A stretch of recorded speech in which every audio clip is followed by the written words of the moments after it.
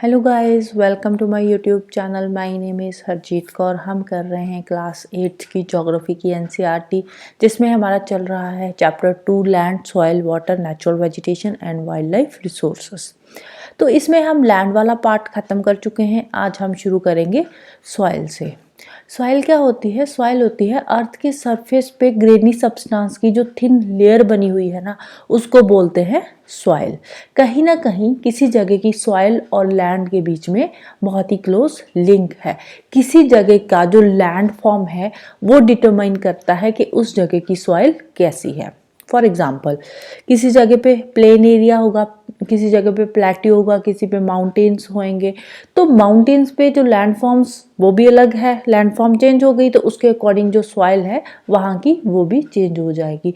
जैसे कि plain area का जो सॉइल है वो अलग टाइप का होता है, माउंटेन एरियाज का सॉइल अलग टाइप का होता है, प्लेट्यू एरिया का सॉइल जो है वो अलग टाइप का होता है। तो किसी जगह का जो लैंड फॉर्म है वो डिटरमाइन करता है कि उस जगह की सॉइल कैसी है। सॉइल बेसिकली तीन चीज़ों को मिला के बनती है। एक होता है इसमें ऑर्गेनिक मैटर, दूसरे होते हैं मिनरल्स और तीसरा आता है वेदर्ड रॉक। वेदर्ड रॉक क्या होता है? वेदर्ड रॉक होता है जो एक्सपोज्ड रॉक होता है, जब वो टूट कर डिके हो जाता है तो उसको बोलते हैं वेदर्ड रॉक। अब एक्सपोज्ड रॉक टूटता क्यों है? टेम्परेचर चेंज की वजह से टूटता है। टेम्परेचर चेंज से कैसे टूटेगा? जब एकदम से ठंड हो रही है तो ठंड के बाद गर्मी हो गई, फिर से ठंड हो गई, तो उससे क्या है, उससे जो रॉक है वो बार बार एक्सपैंड करेगा, कॉन्ट्रैक्ट करेगा, एक्सपैंड करेगा, कॉन्ट्रैक्ट करेगा और अल्टीमेटली टूट जाएगा। और टूटने के बाद डिके हो जाएगा और उससे क्या बन जाएगी? सॉइल बन जाएगी।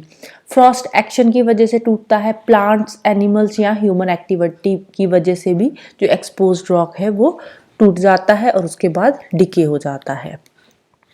अब जो सॉइल होती है, जिस सॉइल में मिनरल्स और ऑर्गेनिक मैटर दोनों एक राइट प्रोपोर्शन में मिक्स होते हैं, वो वाली सॉइल बिल्कुल फर्टाइल सॉइल होती है, फिट फॉर एग्रीकल्चर। जो बेस्ट सॉइल जिसको बोला जाता है फर्टाइल सॉइल। तो फर्टाइल सॉइल कौन सी होती है? जिस सॉइल में मिनरल्स और ऑर्गेनिक मैटर दोनों एक राइट प्रोपोर्शन में मिक्स्ड होते हैं, उस सॉइल को बोलते हैं fertile soil, which is best for agriculture, right. फिर नेक्स्ट है लैंडस्लाइड्स। लैंडस्लाइड्स क्या होते हैं? अगर हम बात करें सिंपल लैंग्वेज में, लेमन लैंग्वेज में, तो लैंडस्लाइड्स क्या होते हैं? जब पहाड़ टूटकर नीचे गिर जाता है डाउन अ स्लोप, तो उसको बोलते हैं लैंडस्लाइड। तो डेफिनेशन में भी कुछ ऐसा ही दे रखा है, mass movement of rock, debris और earth down a slope. Slope में से जब पहाड़ का एक बहुत बड़ा टुकड़ा टूटकर नीचे गिर जाता है तो उसको बोलते हैं लैंडस्लाइड्स। लैंडस्लाइड्स होते क्यों है? अर्थक्वेक्स की वजह से होते हैं, जब बहुत ज़्यादा फ्लड्स आ जाते हैं उसकी वजह से होते हैं, या फिर वॉल्केनो इरप्शन की वजह से भी लैंडस्लाइड्स होते हैं। कभी कभार क्या होता है, कभी कभार बहुत ज़्यादा बारिश होती है, रेनफॉल होती रहती है। उससे क्या होता है, उससे जो रिवर का फ्लो है वो ब्लॉक हो जाता है। जब रिवर का फ्लो ब्लॉक हो जाता है तो उसकी वजह से भी हैवी लैंडस्लाइड्स होते हैं। तो जो लैंडस्लाइड्स है ये एक तरह का नेचुरल डिजास्टर है। इसकी वजह से लाइफ और प्रॉपर्टी दोनों ही डैमेज होती है। फिर नीचे एक केस स्टडी दे रखी है। ये केस स्टडी हिमाचल के पंगी विलेज की है। तो यहाँ पे लैंडस्लाइड हुआ था, जिसकी वजह से नेशनल हाईवे 22 पूरा का पूरा ही तबाह हो गया था। और ये लैंडस्लाइड हुआ क्यों था? ये पंगी विलेज में इंटेंस ब्लास्टिंग की वजह से लैंडस्लाइड हुआ था। और इस लैंडस्लाइड की वजह से जो पंगी विलेज के आसपास के गांव थे सबको खाली करना पड़ा, और साथ ही साथ जो पंगी विलेज था उसको भी खाली करवा दिया गया था। वहाँ से जो लोग थे उनको वहाँ से हटा दिया गया था। फिर आते हैं मिटिगेशन मैकेनिज्म। अब लैंडस्लाइड्स हो तो रहे हैं, लेकिन हम इसको कम तो कर सकते हैं ना, इसको थोड़ा, इनकी जो इंटेंसिटी है उसको थोड़ा कम कर सकते हैं। इसका जो, इसकी वजह से जो नुकसान होता है उससे कैसे बच सकते हैं? सबसे पहले आता है हजार्ड मैपिंग। हजार्ड मैपिंग करके जो एरियाज लैंडस्लाइड प्रोन एरियाज हैं उनको हम लोकेट कर सकते हैं।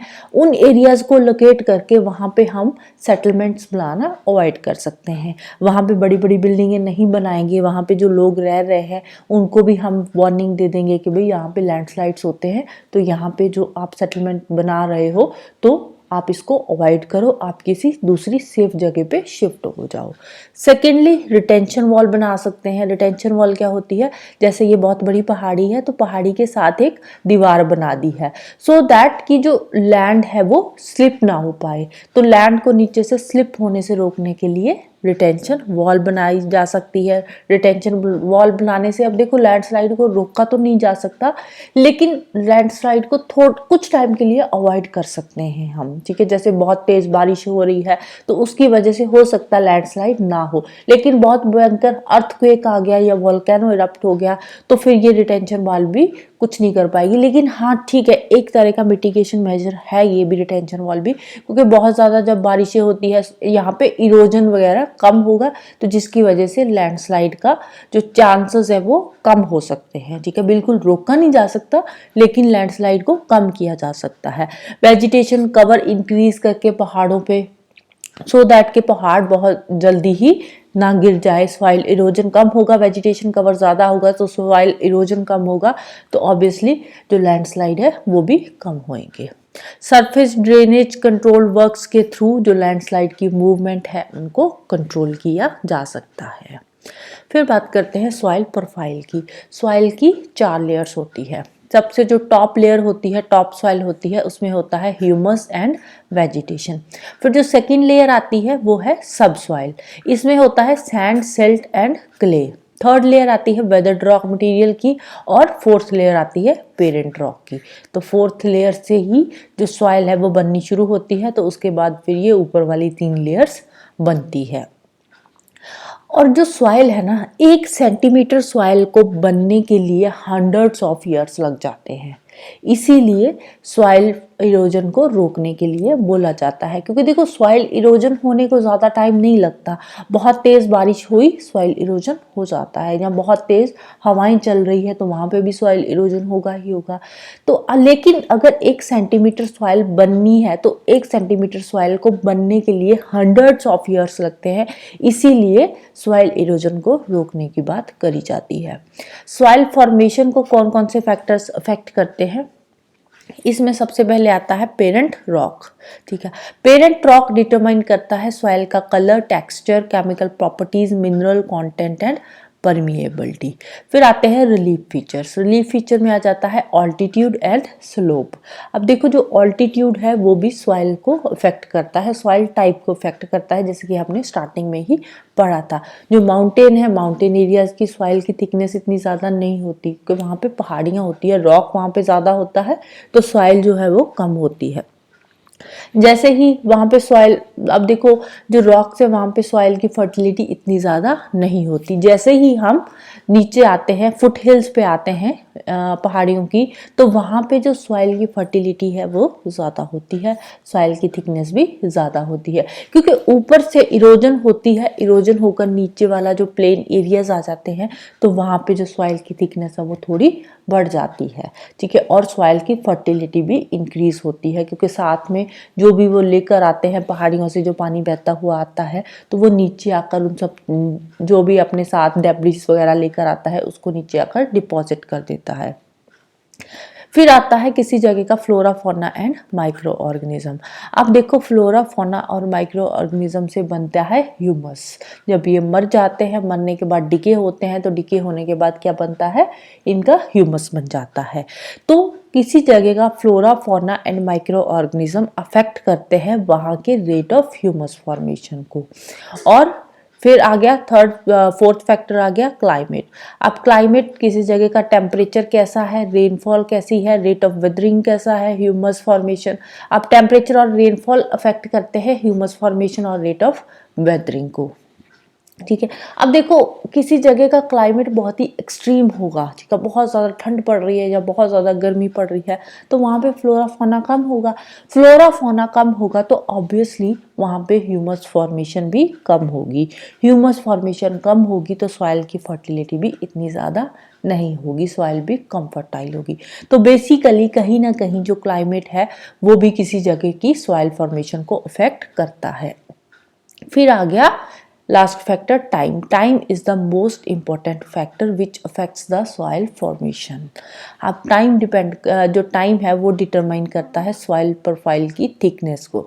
जैसे कि हमने अभी अभी पढ़ा है कि 1 सेंटीमीटर सॉइल को बनने के लिए, 1 सेंटीमीटर सॉइल की लेयर को बनने के लिए हंड्रेड्स ऑफ ईयर्स लग जाते हैं। तो इसीलिए time is the most important factor which determines the thickness of the soil, right. फिर नेक्स्ट आता है degradation of soil and conservation measures. अब हम क्या करते हैं, हम सॉइल की डिग्रेडेशन कैसे कर रहे हैं। जो ह्यूमन फैक्टर्स है, नेचुरल फैक्टर्स है, दोनों मिलकर कहीं ना कहीं सॉइल इरोजन कर रहे हैं, सॉइल की डिप्लीशन कर रहे हैं, जिसकी वजह से जो सॉइल है उसको थ्रेट पहुंच रहा है। सॉइल कहीं ना कहीं जो है सॉइल कवर है वो खत्म हो रहा है। अब कौन कौन से है ह्यूमन और नेचुरल फैक्टर्स जो सॉइल को अफेक्ट करते हैं। इसमें आ जाता है डिफॉरेस्टेशन, ह्यूमन फैक्टर हो गया। हम जंगलों को काट रहे हैं, अपने फायदे के लिए काट रहे हैं तो डिफॉरेस्टेशन कर रहे हैं। ओवरग्रेजिंग हो रही है, केमिकल फर्टिलाइजर्स, पेस्टिसाइड्स का ओवर यूज कर रहे हैं, रेन वॉश, लैंडस्लाइड्स। अब ये जो लैंडस्लाइड्स, फ्लड्स हो गए, ये कौन से हो गए, ये नेचुरल फैक्टर्स हो गए। अब बारिश हो रही है, नेचुरल फैक्टर है, लैंडस्लाइड्स, फ्लड्स। तो कुछ नेचुरल फैक्टर है, कुछ ह्यूमन फैक्टर है, तो दोनों मिलकर कहीं ना कहीं जो सॉइल है उसको अफेक्ट कर रहे हैं, सॉइल की क्वालिटी को डिग्रेड कर रहे हैं, सॉइल इरोजन कर रहे हैं। लेकिन इसके साथ साथ हम कुछ मेथड्स यूज करके जो सॉइल है उसको कंजर्व कर सकते हैं, सॉइल को इरोड होने से बचा सकते हैं। जिसमें सबसे पहला फैक्टर आता है मल्चिंग।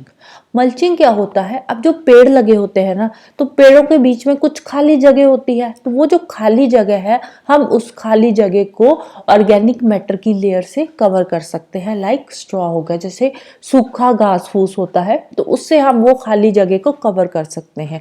उससे क्या होगा, जब हम खाली जगह को कवर कर लेंगे तो उससे सॉइल अपने मॉइस्चर को रिटेन करके रखेगी। कैसे रिटेन करके रखेगी, अब देखो, अगर सॉइल ऊपर से कवर्ड होएगी तो उससे इवेपोरेशन कम होएगी, सन से एक्सपोज्ड नहीं होएगी, एक्सपोज नहीं होगी तो इवेपोरेशन कम होगी, इवेपोरेशन कम होगी तो ऑब्वियसली जो सॉइल है वो मॉइस्चर को रिटेन कर पाएगी। सेकंड आता है कंटूर बैरियर्स। कंटूर बैरियर्स में हम जहाँ पे कंटूर्स होते हैं तो अलोंग द कंटूर्स हम बैरियर्स बना सकते हैं। बैरियर्स स्टोन के बना सकते हैं, ग्रास के या सॉइल के। अब जो पहाड़ों की आउटलाइनिंग है वहाँ पे अगर हम बैरियर्स बना देंगे और बैरियर्स के आगे हम ट्रेंचेस बना देंगे, थोड़े से खड्डे से बना देंगे, तो उससे क्या होगा, उससे एक तो जो पानी है, पानी का फ्लो थोड़ा कम होगा, और दूसरा जब पानी उनसे आगे जाएगा तो आगे ट्रेंचेस होगी और उन ट्रेंचेस में ये जो पानी है वो इकट्ठा हो जाएगा। तो इससे हम पानी भी सेव कर सकते हैं और सॉइल इरोजन भी रोक सकते हैं। फिर आता है रॉक डैम। रॉक्स के ऊपर हम रॉक्स को इकट्ठा करके पाइल अप करके हम एक डैम सा बना सकते हैं। डैम बना के क्या होगा, जो पानी का फ्लो है वो कम हो जाएगा। पानी का फ्लो कम होगा तो उससे क्या है, हम जो गलीज है उनको प्रिवेंट कर सकते हैं। ठीक है, देखो जैसे पानी फ्लो होगा, पानी फ्लो होकर जहाँ पे गिरता है वहां पे क्या है, थोड़े छोटे छोटे खड्डे से बना देता है, तो गलीज को प्रिवेंट कर सकते हैं और सॉइल लॉस को भी कम कर सकते हैं। आप खड्डे बनेंगे तो वहाँ पे ऑब्वियसली सॉइल तो इरोड होगी ही ना, तभी तो खड्डे बनेंगे। तो रॉक डैम के थ्रू भी हम सॉइल को कंजर्व कर सकते हैं। फिर आता है टेरेस फार्मिंग। टेरेस फार्मिंग क्या होता है, स्टेप फार्मिंग। बड़े बड़े स्टेप्स बना के या टेरेसेस बना के, तो ये जो टेरेस फार्मिंग होती है ये स्टीप स्लोप्स पे होती है। स्टीप स्लोप्स पे हम बड़े बड़े स्टेप्स बना देते हैं, एक फ्लैट सरफेस कर देते हैं और उन स्टेप्स पे हम अपनी क्रॉप्स ग्रो करते हैं। इससे क्या है, इससे जो सरफेस रन ऑफ है वो कम होता है, जो पानी बहता है। अब देखो आगे हमने क्रॉप्स ग्रो करती तो सरफेस रन ऑफ कम होगा, सरफेस रन ऑफ कम होगा तो ऑब्वियसली सॉइल इरोजन भी कम होगा। फिर है इंटरक्रॉपिंग। इंटरक्रॉपिंग अलग अलग सीजन में हम अलग अलग क्रॉप्स ग्रो कर सकते हैं, या ऑल्टरनेट रोज में डिफरेंट क्रॉप्स ग्रो करके, अलग अलग टाइम पे अलग अलग क्रॉप्स ग्रो करके हम कहीं ना कहीं रेन वॉश से सॉइल इरोजन को रोक सकते हैं। फिर आता है कंटूर प्लोइंग। कंटूर प्लोइंग में क्या है, हम पैरेलल लाइंस में प्लोइंग कर लेंगे। प्लोइंग करके तो एक तरह का हम वाटर फ्लो के लिए नेचुरल बैरियर बना देंगे। हिल स्लोप पे हम प्लोइंग करेंगे, प्लोइंग करके वहाँ से पानी फ्लो होगा तो एक तरह का बैरियर बन जाएगा जिसके थ्रू पानी सीधा फ्लो नहीं होगा, तो सॉइल इरोजन को भी हम कहीं ना कहीं कम कर सकते हैं। शेल्टर बेल्ट कहाँ पे बनती है? कोस्टल एरियाज में या ड्राई रीजन में। कोस्टल एरिया और ड्राई रीजन में क्या होता है, बहुत तेज हवाएं चलती है और मिट्टी भी ड्राई होती है तो जल्दी उड़ जाती है। तो वहां पे अगर हम शेल्टर बेल्ट बना देंगे, जैसे कि पेड़ों की एक बेल्ट बना दी, पेड़ एक लाइन में हमने बहुत सारे पेड़ लगा दिए हैं। अब इससे क्या होगा, इससे जब हवा चलेगी तो वो पेड़ों के साथ हवा में रुकावट आएगी तो सीधी हवा नहीं जा पाएगी आगे, तो जिससे क्या है हम सॉइल इरोजन को कम कर सकते हैं। तो अगर हम जो मूवमेंट है विंड की मूवमेंट में कहीं ना कहीं हम बैरियर लगा देंगे तो उससे आगे जो विंड की इंटेंसिटी है वो कम होगी। तो विंड की इंटेंसिटी कम होगी तो हमारा जो सॉइल कवर है वो भी प्रोटेक्ट होगा, वो भी कम इरोड होगा। फिर आगे एक एक्टिविटी दे रखी है इन्होंने, इसमें इन्होंने क्या किया, 2 ट्रेज ली, दोनों में मिट्टी डाल दी सेम अमाउंट, ठीक है, उतनी मिट्टी इसमें डाली उतनी ही इसमें डाल ली। अब एक ट्रे को तो इन्होंने ऐसे ही छोड़ दिया, दूसरी ट्रे में इन्होंने कुछ बीज बो दिए, ठीक है, कोई भी सीड हो सकते हैं, राइस के, व्हीट के, कोई भी इन्होंने सीड लगा दिए, ठीक है। जब ये सीड थोड़े पुंगर गए तो इनका थोड़ा छोटे छोटे प्लांट से बन गए, तो इन्होंने क्या किया, अब इसके एक कॉर्नर में होल कर दिया, दोनों ट्रेज के एक साइड पे होल कर दिया और दूसरी साइड पे पानी डालना शुरू कर दिया, दोनों ट्रेज में ही, ठीक है। अब जिस ट्रे में कोई वेजिटेशन हमने नहीं लगाई, कोई भी क्रॉप नहीं लगाई, वहां पे सीधा जो पानी है, पानी के साथ मिट्टी मिक्स होकर यहाँ नीचे जार में जा रही है, और दूसरी साइड जहाँ पे हमने क्रॉप लगाई थी वहां पे पानी के साथ मिट्टी कम आ रही है। तो इट मीन्स जहाँ पे वेजिटेशन होगी वहां पे सॉइल इरोजन कम होगा, जहाँ पे वेजिटेशन नहीं होगी वहां पे सॉइल इरोजन ज़्यादा होगा, ठीक है। अब देखो यहाँ पे वेजिटेशन नहीं है तो इस जार में मिट्टी कितनी ज़्यादा दिखाई दे रही है, इसमें पानी साफ है, मिट्टी बहुत कम है, ना के बराबर मिट्टी है। क्यों? क्योंकि यहाँ पे वेजिटेशन है, उसने मिट्टी को होल्ड करके रखा हुआ है, इसीलिए सॉइल इरोजन नहीं हो रहा, यहाँ पे सॉइल इरोजन हो रहा है, राइट। नेक्स्ट है वाटर। वाटर नो डाउट एक रिन्यूएबल नेचुरल रिसोर्स है, अर्थ का जो 3/4 पार्ट है वो वाटर से ही कवर्ड है, इसीलिए अर्थ को वाटर प्लैनेट भी बोला जाता है। अब जो लाइफ शुरू हुई थी सबसे पहले 3.5 बिलियन ईयर्स पहले जो लाइफ शुरू हुई थी वो भी पानी में ही शुरू हुई थी। इवन आज की डेट में भी अर्थ के सरफेस का 2/3 पार्ट वाटर है, और ये जो वाला जो पानी का पार्ट है इसमें बहुत सारी प्लांट और एनिमल लाइफ जो है वो रहती है। बहुत सारे प्लांट्स हैं जो पानी में ही रहते हैं, बहुत सारे एनिमल्स हैं जो पानी के बिना जिंदा नहीं रह सकते, वो पानी के बीच में ही रहते हैं। ओशियन वाटर जो है वो सैलिन वाटर है, यूज़ करने लायक नहीं है, ह्यूमन कंजम्पशन के लिए फिट नहीं है। सिर्फ और सिर्फ 2.7% पानी है जो कि फ्रेश वाटर है, एंड आउट ऑफ दिस 2.7% जो 70% है वो कहाँ पे आ जाता है, आइस शीट और ग्लेशियर्स में कवर हो जाता है। 2.7 का 70%, ठीक है, जो 2.7% फ्रेश वाटर है इसका जो 70% है वो आता है आइस शीट और ग्लेशियर्स में। ये कहाँ पे है ग्लेशियर्स? अंटार्कटिका रीजन में है, ग्रीनलैंड में है और माउंटेन रीजन्स में है। तो इसमें से पीछे कितना पानी बचा? पीछे 1% पानी बचा जो कि अवेलेबल है ह्यूमन यूज़ के लिए और फिट भी है, और ये वाला जो 1% पानी है ये ग्राउंड वाटर में आ जाता है, रिवर्स में और लेक्स में आता है जो हम यूज़ करते हैं। अब 1975 में जो वाटर की कंजम्पशन थी ह्यूमन की वो थी 3850 क्यूबिक किलोमीटर पर ईयर, और ये बढ़ के 2000 में हो गई 6000 क्यूबिक किलोमीटर पर ईयर हो गई। तो जो पानी की कंजम्पशन है वो कितनी ज़्यादा बढ़ गई है यहाँ से हम देख सकते हैं। कहाँ पे कितनी थी? यहाँ पे अप्रॉक्सीमेटली 4000 के आसपास थी और ये बढ़ के 6000 हो गई है, ठीक है। तो पानी की कंजम्पशन कहीं ना कहीं बढ़ रही है, लेकिन पानी तो उतना ही है ना जितना अवेलेबल है, पानी ना तो बढ़ रहा है ना कम हो रहा है, तो पानी उतना ही है लेकिन हमारी जो कंजम्पशन है वो बढ़ रही है। अब एक जो ड्रिपिंग टैप होती है ना, ड्रिपिंग टैप से एक साल में 1200 लीटर पानी हम वेस्ट कर देते हैं। ड्रिपिंग टैप जो हम नल में से ड्रॉप करके पानी आता है, तो उस ड्रॉप के थ्रू ही 1200 लीटर पानी हम वेस्ट करते हैं एक साल का। जो फ्रेश वाटर है, फ्रेश वाटर हमारे लिए मोस्ट प्रीशियस सब्सटेंस है, क्योंकि फ्रेश वाटर के बिना हम जिंदा नहीं रह सकते। वाटर है, वाटर ना तो हम ऐड कर सकते हैं ना ही सब्ट्रैक्ट कर सकते हैं। अर्थ पे जो वाटर की क्वांटिटी है, वाटर का वॉल्यूम है, वो कांस्टेंट रहता है। जितना जो पानी है यूज होता है उतना ही पानी वापस आ जाता है। तो जो पानी है वो लगातार मोशन में रहता है थ्रू वाटर साइकिल। हमने पढ़ा था ना वाटर साइकिल, तो वाटर साइकिल में हमने क्या पढ़ा था, इवेपोरेशन होती है पानी की समंदर में से, जहाँ पे इवेपोरेशन होती है, फिर ऊपर जाकर कंडेंसेशन होती है, कंडेंसेशन के बाद प्रेसिपिटेशन होती है, और जो पानी है वो वापस फिर अर्थ पे आ जाता है, और अर्थ पे फिर रन ऑफ के थ्रू वो समंदरों में या रिवर्स में चला जाता है। वहां पे फिर से evaporation, condensation, same process repeat हो जाता है। तो इसको बोलते हैं वाटर साइकिल। तो वाटर साइकिल के थ्रू जो पानी का वॉल्यूम है वो कांस्टेंट रहता है, ना तो पानी बढ़ता है ना ही कम होता है।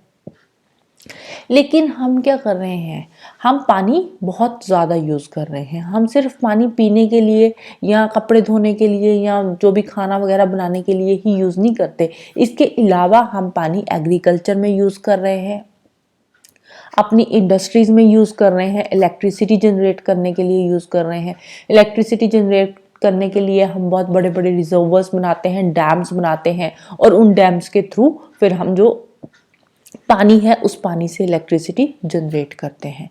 तो कहीं ना कहीं जो पानी है वो सिर्फ पीने या खाना बनाने के काम या हमारे नहाने के काम ही नहीं आता। इसके अलावा और भी बहुत सारे काम है जिसमें पानी यूज होता है। अब पॉपुलेशन बढ़ रही है, पॉपुलेशन से पानी की डिमांड बढ़ रही है, फूड की डिमांड बढ़ रही है, कैश क्रॉप्स की डिमांड बढ़ रही है, अर्बनाइजेशन बढ़ रही है, टाइम के साथ अर्बनाइजेशन बढ़ रही है तो लोगों का स्टैंडर्ड ऑफ लिविंग बढ़ रहा है, जिससे क्या हो रहा है ultimately moral of the story के पानी की डिमांड बढ़ रही है। पानी की डिमांड तो बढ़ रही है लेकिन जो फ्रेश वाटर की सप्लाई है उसमें शॉर्टेज आ रही है। अब देखो पॉपुलेशन बढ़ रही है लेकिन पानी का वॉल्यूम तो सेम ही है ना। पानी तो जितना अवेलेबल है सिर्फ उतना ही अवेलेबल है, और वो भी ऊपर से हम गंदा कर रहे हैं। जो पानी हमारे पास अवेलेबल है उसको भी हम पोल्यूट कर रहे हैं। वाटर पोल्यूशन बहुत ज़्यादा बढ़ रहा है जिसकी वजह से जो कुछ वाटर सोर्सेज है वो ड्राई अप हो रहे हैं, पानी का पोल्यूशन बहुत ज़्यादा बढ़ रहा है। मतलब अल्टीमेटली जो पानी यूज़ करने लायक है हम उसको कम कर रहे हैं वाटर पोल्यूशन के थ्रू, और पॉपुलेशन बढ़ रही है, पानी की डिमांड हमारी बढ़ रही है। इसीलिए वर्ल्ड के में जो पानी की शॉर्टेज है वो देखने को मिल रही है। अब यहाँ पे एक पर्सन का इन्होंने अप्रॉक्सीमेटली बताया है कि एवरेज जो अर्बन इंडियन है वो कितना पानी यूज़ करता है। ड्रिंकिंग के लिए 3 लीटर, कुकिंग के लिए 4 लीटर, बाथिंग के लिए 20 लीटर, फ्लशिंग के लिए 40 लीटर, कपड़े धोने के लिए 40 लीटर, बर्तन साफ करने के लिए 20 लीटर और गार्डनिंग के लिए 23 लीटर पानी यूज़ कर रहा है। और ओवरऑल दिन का 150 लीटर पानी एक बंदा यूज़ कर रहा है। तो इससे हम खुद देख सकते हैं कि एक बंदा 150 लीटर यूज़ कर रहा है तो इंडिया की पॉपुलेशन तो कितनी ज़्यादा है, 140 करोड़ तक पहुंच चुकी है। तो 140 करोड़ की पॉपुलेशन में 150 लीटर के हिसाब से कितना ज़्यादा पानी इंडिया में ही यूज़ हो रहा है। तो बाकी की कंट्रीज़ की तो बात ही अलग है। फिर वाटर अवेलेबिलिटी की प्रॉब्लम अब आ रही है, हर जगह आ रही है। All over the world water scarcity देखने को मिलती है। अफ्रीका के पार्ट्स बहुत सारे ऐसे हैं जहाँ पे पानी नहीं मिल रहा। West Asia, South Asia, western USA के कुछ पार्ट्स हो गए, नॉर्थ वेस्ट मैक्सिको का पार्ट हो गया, साउथ अमेरिका के कुछ पार्ट्स हो गए, और इंटायर ऑस्ट्रेलिया, पूरे के पूरे ऑस्ट्रेलिया में ही वाटर शॉर्टेज देखने को मिल रही है। अब ये क्यों है? क्योंकि एक तो पानी वैसे ही कम है फ्रेश वाटर, और दूसरा हम पानी को पोल्यूट कर रहे हैं। हमारी डिमांड जो है वो दिन ब दिन बढ़ रही है। आपने कभी सुना है वाटर मार्केट? लेकिन है इंडिया में, सौराष्ट्र रीजन में, अमरेली सिटी में वाटर मार्केट है। वहाँ की पॉपुलेशन 1.25 लाख है, और वो जो पानी लेते हैं वो पानी को परचेज करते हैं। वाटर मार्केट है वहाँ पे, उस मार्केट से वो पानी को खरीद कर लाते हैं। तो अब खुद अंदाज़ा लगा सकते हो कि जो पानी है वो कितना ज़्यादा प्रीशियस रिसोर्स है हमारे लिए। अब कुछ कंट्रीज़ ऐसी है जहाँ पे बहुत सारे ड्रॉट्स आते हैं और वाटर स्कैर्सिटी बहुत बड़ी प्रॉब्लम है उन कंट्रीज़ की जहाँ पे ड्रॉट्स ही है। ठीक है, बारिशें होती नहीं है, बारिशें बहुत ही कम होती है, कभी कभार तो कुछ साल ऐसे भी होते हैं जहाँ पे बारिश बिल्कुल भी नहीं होती। तो ऐसी जगह पे अब ड्रॉट्स तो होएंगे ही, अब बारिश नहीं हो रही तो सूखा पड़ जाएगा, सूखा पड़ जाएगा तो वाटर स्कैर्सिटी की प्रॉब्लम वहाँ पे आएगी ही आएगी। अब जो वाटर शॉर्टेज होती है वो भी सीजनल होती है, किसी जगह पे सीजनल होती है, क्योंकि अब देखो किसी जगह पे जो बारिश है वो पूरा साल ही पड़ती रहती है, किसी जगह पे बारिश है सीजनल आती है, जैसे इंडिया में मानसून जब आते हैं तो बारिशें होती है, अदरवाइज बारिश बहुत कम होती है।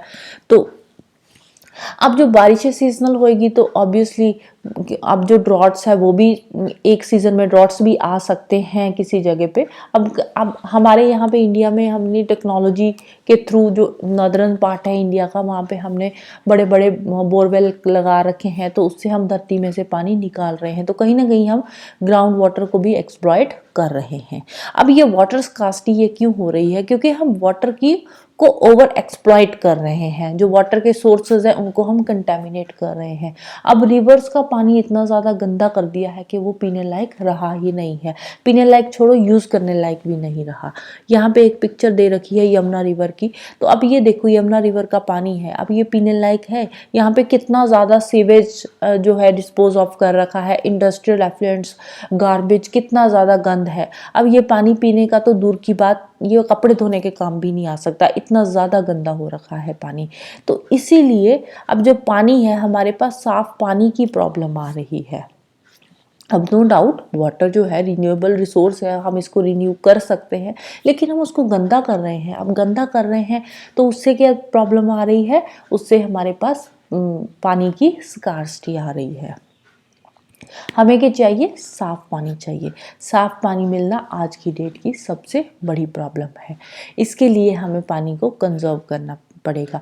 पानी कंजर्व कैसे कर सकते हैं? अब पानी रिन्यूएबल रिसोर्स है, लेकिन हम इसको ओवर यूज़ कर रहे हैं, पोल्यूट कर रहे हैं, जिसकी वजह से ये हमारे पीने के लायक नहीं रहा। हम क्या कर सकते हैं? अब जो हम इंडस्ट्रियल वेस्ट पानी में फेंक रहे हैं, या एग्रीकल्चरल केमिकल्स, इंडस्ट्रियल एफ्लुएंट्स, जो भी चीज़ें ये पानी में फेंक रहे हैं, ये सारे के सारे मेजर कंटेमिनेंट्स हैं जो पानी को गंदा कर रहे हैं, पानी को पोल्यूट कर रहे हैं। अब एग्रीकल्चर में जो हम स्प्रे वगैरह करते हैं पेस्टिसाइड, इंसेक्टिसाइड्स की, तो उसमें बहुत सारे नाइट्रेट्स होते हैं। इंडस्ट्रीज़ में से मेटल्स हो गया, पेस्टिसाइड्स हो गए एग्रीकल्चर के, तो ये सारे के सारे पानी को कहीं ना कहीं पोल्यूट कर रहे हैं। और ये वाले जो केमिकल्स हैं जो हम पानी में फेंक रहे हैं, इंडस्ट्री से आ रहे हैं या फिर हमारे एग्रीकल्चर से जा रहे हैं, ये नॉन बायोडिग्रेडेबल केमिकल्स हैं, और ये पानी के थ्रू ह्यूमन बॉडी में भी एंटर कर रहे हैं और कहीं ना कहीं हमारी हेल्थ को भी अफेक्ट कर रहे हैं। तो वाटर पोल्यूशन को हम कंट्रोल कैसे कर सकते हैं? वाटर पोल्यूशन को कंट्रोल करने के लिए ये जो हम केमिकल्स, जो भी है इंडस्ट्रीज़ का वेस्ट हम या सीवेज का वेस्ट हम पानी में फेंक रहे हैं, तो बेटर है कि हम इसको पानी में डिस्पोज ऑफ करने से पहले इसको हम ट्रीट करें, इसको नॉन बायोडिग्रेडेबल से बायोडिग्रेडेबल में कन्वर्ट करें और फिर हम इनको पानी में डिस्पोज ऑफ करें।